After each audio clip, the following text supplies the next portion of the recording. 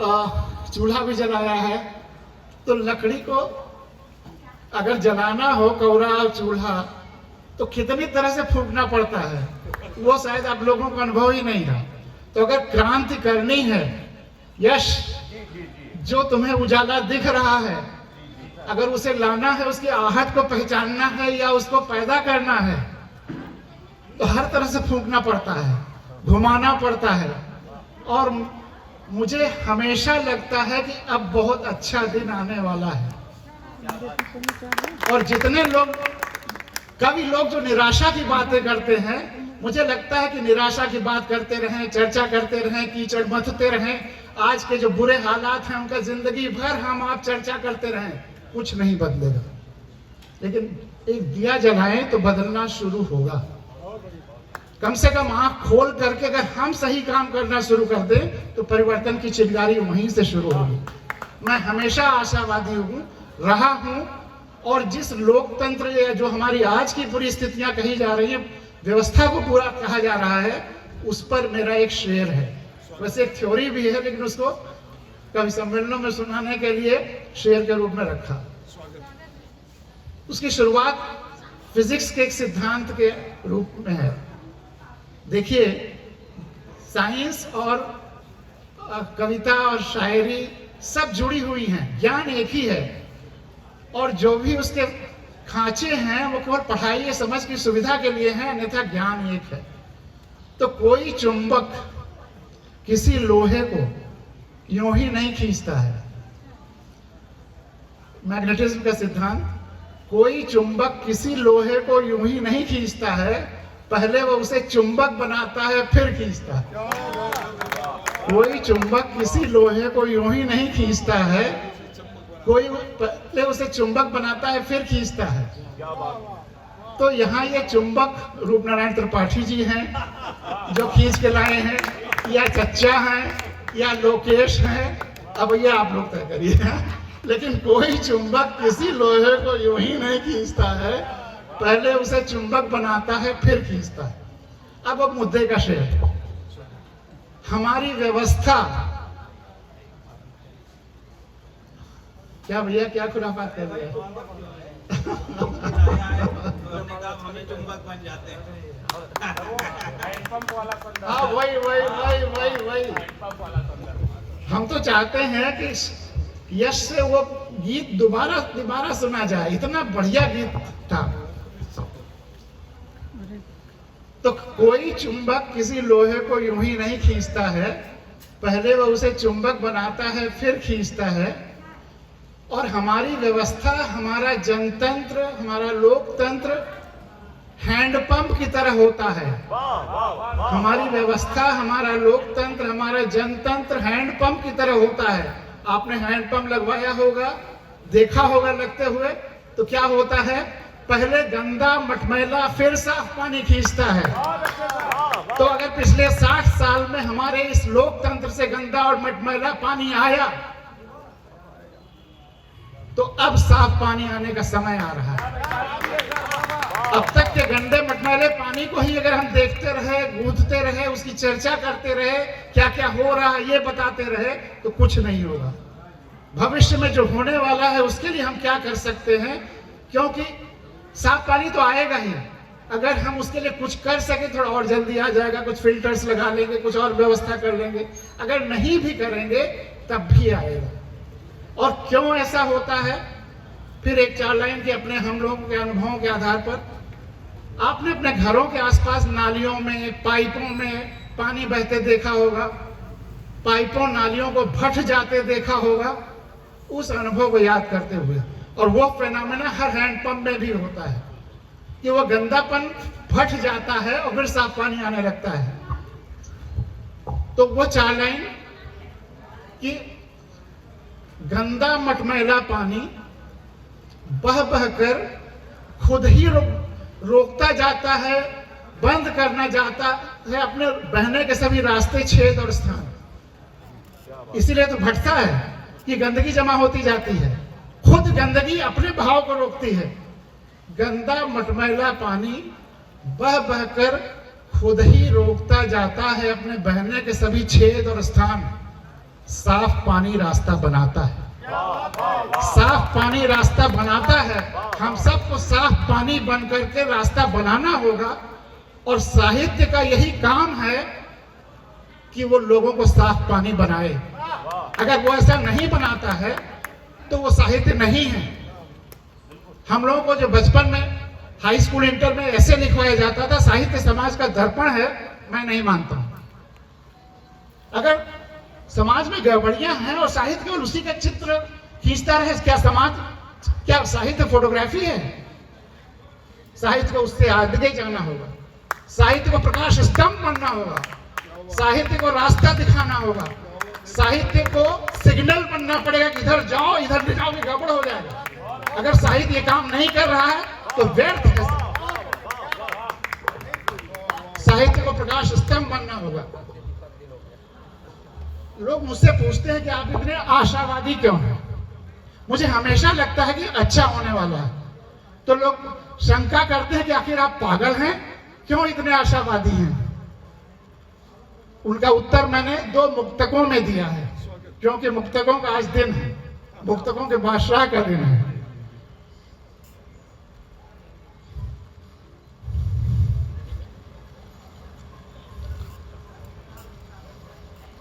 सुबह होने के पहले चिड़िया चहचहाती है। मैंने कहा जो तुमने कहा है बिल्कुल वही भाव 2 मुक्तकों में है। तुम्हें जो आहट दिखाई देती है, यहाँ चिड़िया की चहचहाहट दिखाई देती, बस बात वही है। सुबह होने के पहले चिड़िया चहचहाती है, रोशनी की आहट घंटों पहले जनाती है। और हिंदुस्तान और विश्व सारी व्यवस्थाएं अगले 10-15 साल में ठीक होने वाली हैं। वो आहट मैं देख रहा हूं। सुबह होने के पहले चिड़िया चहचहाती है, रोशनी की आहट घंटों पहले जनाती है। उससे पूछा कि वह कैसे यह सब जान जाती है। अच्छा, मैं भावगंगा का जब प्रोग्राम देता हूं, वो जिसका चच्चा ने जिक्र भी किया था, 97वां अंक, सुबह वो पता हमारे 2nd फ्लोर पे 18-20 फीट ऊंचे पेड़ हैं, उसमें नीम भी है, उसमें पपीता भी है।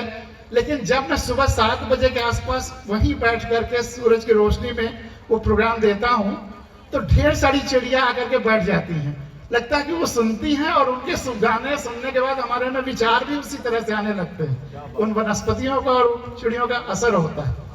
तो उससे पूछा कि कैसे वह सब जान जाती है, कैसे अंधेरे में सूरज का आभास पाती है।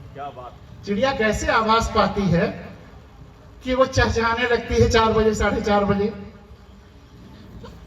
अगला मुक्तक, क्या कहे क्या तर्क दे वह, बात बस इतनी। क्या कहे क्या तर्क दे, बस बात है इतनी। सूरज को भी अपना हिस्सा, अपना अंग बताती है। सूरज को भी अपना हिस्सा, अपना अंग बताती है। और जो मानस कुंभ हुआ था, कम से कम एक सीख अगर हम लोग ले लें तो बहुत कुछ समझ जाएंगे कि पूरा ब्रह्मांड, पूरा एग्जिस्टेंस, पूरी रियलिटी एक विराट जीवंत शरीर है। पूरा एग्जिस्टेंस एक जीवंत शरीर है, और हम सब उसके जीवंत अंग हैं। और इसीलिए राम ने, चाहे कृष्ण ने, सबने अपना विराट स्वरूप दिखाया अपने को समझाने के लिए। तो हम सब उस विराट के जीवंत अंग हैं। सूरज और हम दोनों उसी विराट के अंग हैं। जैसे ये हाथ इस हाथ से कम्युनिकेटेड रहेगा, वैसे हमें एक दूसरे से संपर्क में रहना है, आहट पाना है। लेकिन अगर हम वह कनेक्टिविटी नहीं महसूस कर रहे हैं, अगर ये हाथ इस शरीर से कनेक्टिविटी नहीं महसूस कर रहा है, तो उसका एक ही कारण है कि हाथ पैरालाइज्ड है। इसके अलावा और कोई कारण नहीं है। तो अगर ये हाथ पैरालाइज्ड है तो सबसे कनेक्टिविटी नहीं महसूस करेगा। लेकिन वो चिड़िया सूरज से कनेक्टिविटी महसूस कर रही है, इसलिए वो चहचहा रही है। और हम मेंटल पैरालिसिस के शिकार हो गए हैं। हम सबसे जुड़ाव नहीं महसूस कर रहे हैं, हम अंधाधुंध पेड़ों को काट रहे हैं, क्या क्या कर रहे हैं। तो क्या कहे क्या तर्क दे वह, बात बस इतनी। सूरज को भी अपना हिस्सा, अपना अंग बताती है। वह सहज है जो जब भी मन में आता बोल देती है। वह सहज है जो जब भी मन में आता बोल देती है। और क्या क्या बोझ हो सकते हैं मौन, संयम, भाषा या स्मृति, ये चारों बोझ है। मौन, संयम, भाषा या स्मृति का नहीं बोझा उठाती है, वो अपनी संवेदना और जब आया जो व्यक्त कर दिया। तो क्या कहे, क्या तर्क दे वह, बात बस इतनी, सूरज को भी अपना हिस्सा, अपना अंग बताती है। वह सहज है जो जब भी मन में आता बोल देती है। मौन, संयम, भाषा या स्मृति का नहीं बोझा उठाती है। और दो मुक्तक और देखिए। अक्सर मैं अपने परिचय में कहता हूं कि शायरी का एक मोहरा हूं मैं, सृष्टि का एक पत्ता हरा हूं मैं। शायरी का एक मोहरा हूं मैं, सृष्टि अगर एक पेड़ है तो उसका एक पत्ता हरा हूं मैं। अजनबी न बनो ऐ दोस्त मेरे, अजनबी न बनो ऐ दोस्त मेरे, तेरे आईने के अंदर का चेहरा हूं। अजनबी न बनो ऐ दोस्त मेरे, तेरे आईने के अंदर का चेहरा हूं मैं। और नौकरियां भी की जिंदगी में, फॉरेस्ट सर्विस में, इनकम टैक्स में, तो तमाम आरोप जो सरकारी विभागों पे लगते हैं वो भी लग सकते हैं। तो तुम कहोगे सुबह का कोहरा हूं मैं, तुम कहोगे सुबह का कोहरा हूं मैं। कोहरे का जिक्र तुमने भी किया था। देखो मुझे, तुम कहोगे सुबह का कोहरा हूं मैं, आज की आवाज से बहरा हूं मैं। तुम कहोगे सुबह का कोहरा हूं मैं, आज की आवाज से बहरा हूं मैं। देखो मुझे फिर से करीब से देखो, देखो मुझे फिर से करीब से देखो, शायद तुम्हारा ही कोई घाव गहरा है। देखो मुझे फिर से करीब से देखो, शायद तुम्हारा ही कोई घाव गहरा हूं मैं। और एक और मुक्तक देखिए। वह बेहद बदसूरत है फिर भी जिंदा है, वह बेहद बदसूरत है फिर भी जिंदा है, कुछ न कुछ खूबसूरती उसमें जरूर होगी। वह बेहद बदसूरत है फिर भी जिंदा है, कुछ न कुछ खूबसूरती उसमें जरूर होगी। और इसका ये इनकम्प्लीट है, इसको कंप्लीट करने के लिए अदर हाफ, वह बेहद खूबसूरत है फिर भी जिंदा है। वह बेहद खूबसूरत है फिर भी जिंदा है, कुछ न कुछ बदसूरती उसमें जरूर है। वह बेहद खूबसूरत है फिर भी जिंदा है, कुछ न कुछ बदसूरत उसमें जरूर होगी। और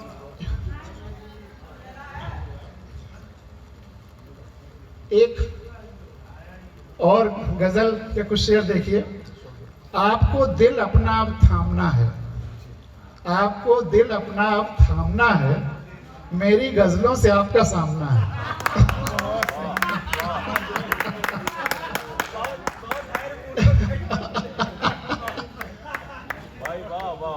आपको दिल अपना अब थामना है, मेरी गजलों से आपका सामना है। और जो आप कह रहे थे कि जो हमने प्रखर जी राम के कथा में कुछ जो मैंने जल छिड़के, तो उस भाव को भी याद करते हुए, चिनगारियां परोस दी कागज पर, चिनगारियां परोस दी कागज पर, यश तुम्हारे लिए है। चिनगारियां परोस दी कागज पर, समाज पिघले यही कामना है। चिनगारियां परोस दी कागज पर, समाज पिघले यही कामना है। और अगर आप संपूर्णता को देखते हैं, संपूर्ण सृष्टि को समझते हैं, तो ज्यादातर समस्याएं खत्म हो जाएंगी देर सवेर। संपूर्णता को वो देख नहीं पाता, संपूर्णता को वो देख नहीं पाता, बस इसीलिए रहता अनमना है, बस इसीलिए रहता अनमना है। और जितनी दीवारें हैं इस धरती पर, सब एक बड़े सीमित पर्पजेस के लिए है। अगर हम घर भी बनाते हैं तो हमारा सामान बचा रहे इसीलिए, लेकिन हम बचे रहे इसके लिए खिड़की बनाना पड़ता है कि हवा आती रहे। तो जितनी दीवारें हैं वो एक सीमित पर्पज के लिए है, चाहे मैं सुरक्षा के लिए या जिसके लिए, या जितनी बाउंड्रीज हैं, चाहे नेशनल हो, चाहे खेतों की हो, चाहे शहरों की, वो सब आर्टिफिशियल हैं और किसी न किसी लड़ाइयों की या किसी न किसी व्यक्तियों के उसके विंटेजेस हैं या उसकी याद में है, बाकी उसका कोई महत्व नहीं है। इस धरती पर कहीं कोई दीवार नहीं है, कहीं कोई बंटवारा नहीं है। तो दीवारें बना बना कर हमने लिख डाली, दीवारें बना बना कर लिख डाली, इसके आगे जाना मना है। और हमने वही असलियत मान लिया। जो सीमित दीवारें सीमित पर्पजेस के लिए हैं, हमने उसको अल्टीमेट मान लिया। दीवारें बना बना कर लिख डाली, इसके आगे जाना मना है। और आज हिंदुस्तान का हर आदमी जो मालिक है इस देश का, हम भारत के लोग संविधान मालिक बनाता है, वो अपने को प्रजा माने हुए है और इन नौकरों को मालिक माने हुए है। तो उसके लिए कल यही हम भारत के लोग क्या करेंगे, कल वही शेर सा दहाड़ेगा, कल वही शेर सा दहाड़ेगा आज जिसे कहते मेमना है। कल वही शेर सा दहाड़ेगा आज जिसे कहते मेमना है। और परवाजों का रिवाज बनाए रखो, परवाजों का रियाज बनाए रखो, बहुत सी बुलंदियों को चूमना है। जो बात आप कह रहे थे प्रखर जी आपने कहा था ना, परवाजों का रियाज बनाए रखो, बहुत सी बुलंदियों को चूमना है। और बहुत सारे लोग पुनर्जन्म या पूर्व जन्म मानते हैं। आज तक इसका कोई वैज्ञानिक वेरिफिकेशन नहीं हुआ है, लेकिन जो पुनर्जन्म या पूर्व जन्म मानता है, वो अपने तमाम गलत कामों को वहां से जस्टिफाई कर लेता है। और एक सच्चा किस्सा बता रहे हैं, हमारे भाई साहब को एक ज्योतिषी के पास, उनको ज्योतिष से थोड़ा लगाव था, उनके पास ले गए, कुछ समस्या बताई तो कहा कि उनकी कुंडली देखकर पिछले जन्म में आप चूहा थे और ये नगीना पहन लीजिए तो सब ठीक हो जाएगा।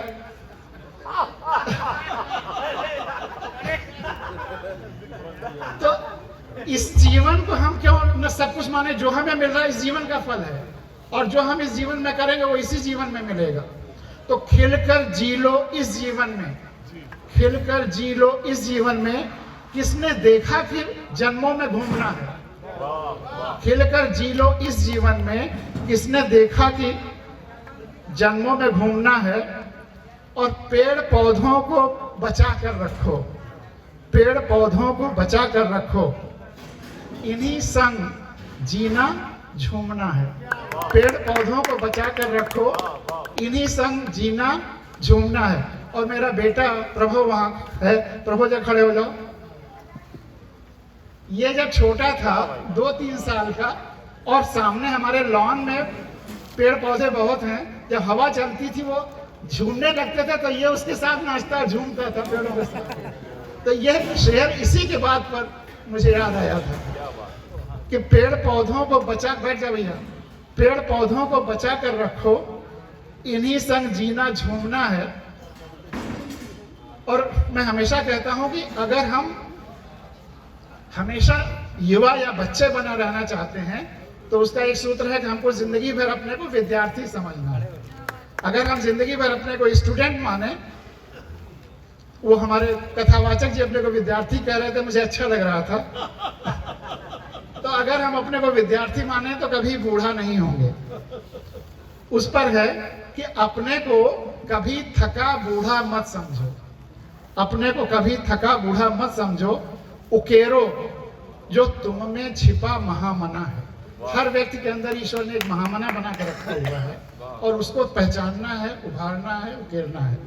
उकेरो तुम में छिपा जो महामना है, और एक मिले तो अनंत। यहाँ बहुत कम लोग हैं। बहुत लोग सोच सकते हैं कि ये इतनी कुर्सियां खाली हैं तो हमारे कविता सुनाने से क्या होगा या हम बात करने से क्या होगा, लेकिन इतने तो बहुत हैं। 2 भी होते तो बहुत होता। साइंस का एक रेजोनेंस का प्रिंसिपल है कि अगर 2 यूनिट्स एक ही फ्रीक्वेंसी पर एक ही एम्पलीट्यूड से फंक्शन करती हैं या ट्यून करती हैं तो रिजल्टेंट दुगना नहीं होता, इनफाइनाइट टाइम्स होता है। तो 2 व्यक्ति क्रांति कर सकते हैं और यहाँ तो इतना ज्यादा है, सारी परिस्थितियां बदल सकते हैं। एक, लेकिन उस क्रांति के लिए जरूरी है कि हम पूरी सृष्टि, पूरे यूनिवर्स से कनेक्टेड महसूस करें। थोड़ा अशांति से सुने तो मुझे और अच्छा लगेगा। एक और एक मिले तो अनंत। एक और एक मिले तो अनंत, बस हाथों को पूरे मन से थामना है। एक और एक भी मिल जाए तो अनंत हो जाएंगे, लेकिन हाथ को पूरे मन से थामना है। तो एक ये था। समय बहुत हो गया है, तो एक छोटी सी कविता और एक गजल के कुछ शेर, बस इतना ही सुना करके मैं अपनी बात खत्म करूंगा।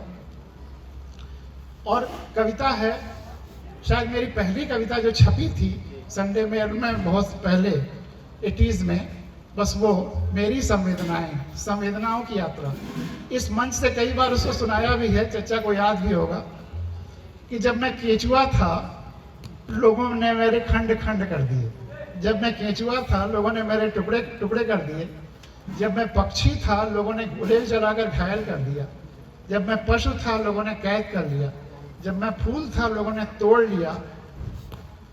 जब मैं वृक्ष था लोगों ने काट डाला। और जब मैं नन्हा बच्चा था, शिशु था, तो लोगों ने चुप करा दिया। तो लोगों ने चुप करा दिया। लेकिन अगली अंतिम लाइनें आश्चर्य में डालेंगे आपको। लुढ़कते लुढ़कते जब मैं पत्थर बन गया, आश्चर्य लोग मेरी पूजा करने लगे। लुढ़कते लुढ़कते जब मैं पत्थर बन गया, आश्चर्य लोग मेरी पूजा करने लगे। और बस इस गजल के कुछ शेर सुनाकर अपनी बात खत्म करते हैं। जहां आम आदमी की सुनवाई नहीं है, उस व्यवस्था के बने रहने में भलाई नहीं है। जहां आम आदमी की सुनवाई नहीं है, उस व्यवस्था के बने रहने में भलाई नहीं है। हैं बचे इस रेत पर कुछ नक्शे पा, हैं बचे इस रेत पर कुछ कदमों के निशान, अभी कोई बड़ी लहर यहाँ तक आई नहीं। और लोगों की जानकारी, संविधान की जानकारी, हम मालिक हैं इसकी जानकारी, और राम कथा का वाकई जो अमृत है, जो सत्य है, वह जानकारी।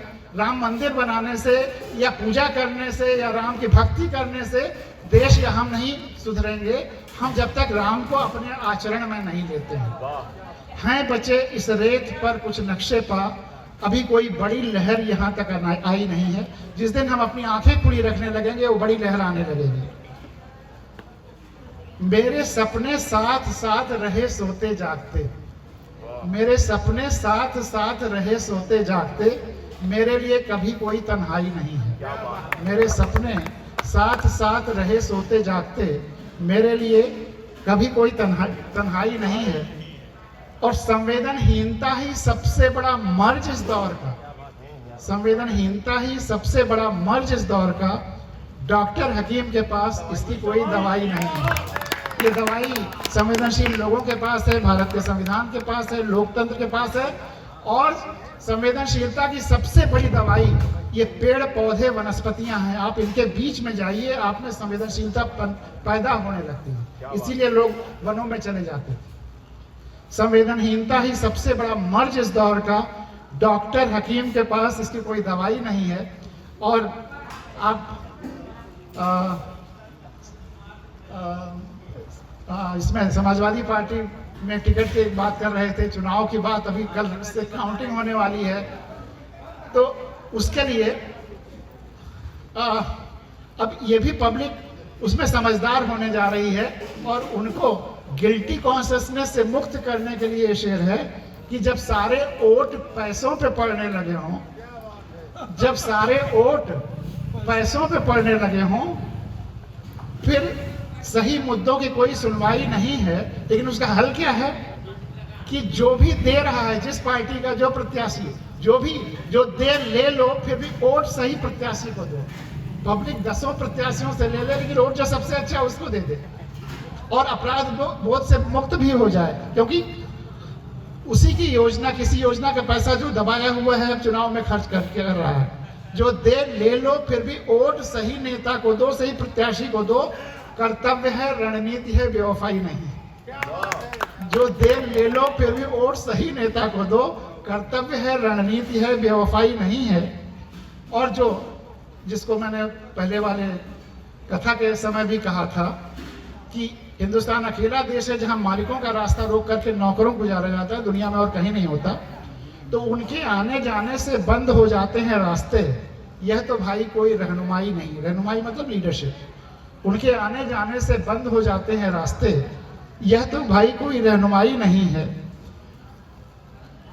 और एक और फ्रॉड जो हम सब महसूस करते हैं कि हर चीज के दाम बढ़ रहे हैं बेतहाशा, हर चीज के दाम बढ़ रहे हैं बेतहाशा, लेकिन प्राइस इंडेक्स कहता है कि महंगाई नहीं। हर चीज के दाम बढ़ रहे हैं बेतहाशा, प्राइस इंडेक्स कह रहा है महंगाई नहीं है।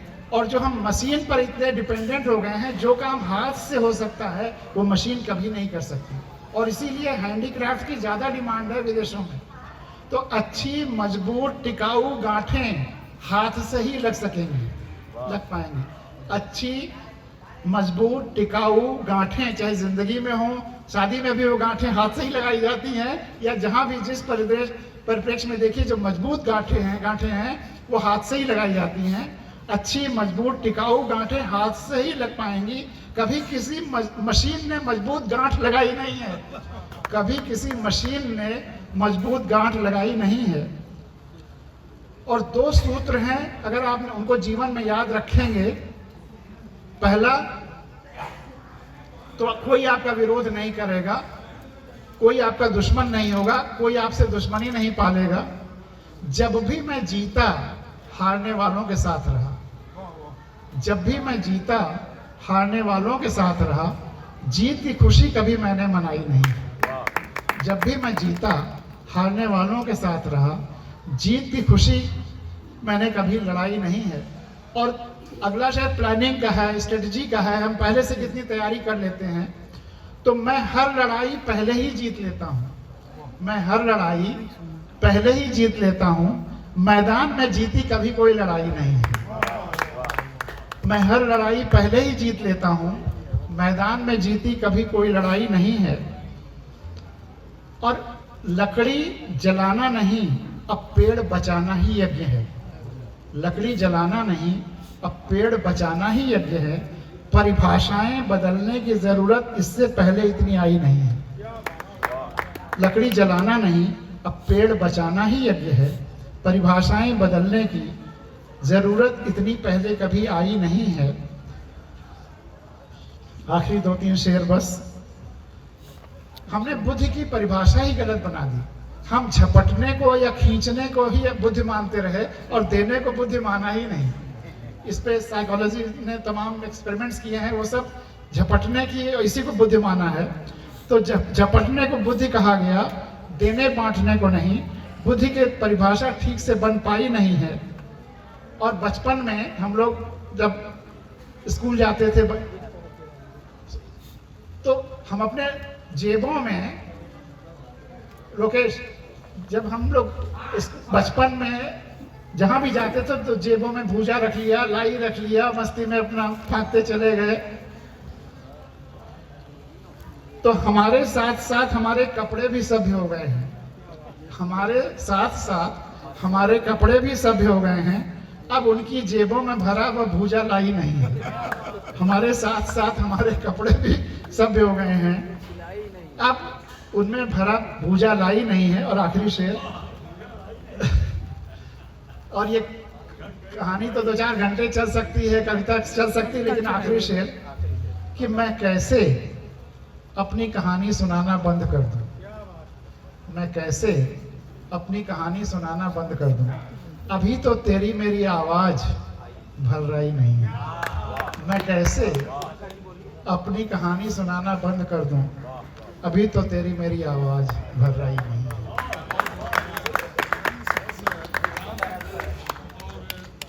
सबसे बड़ी बात ये सत्संग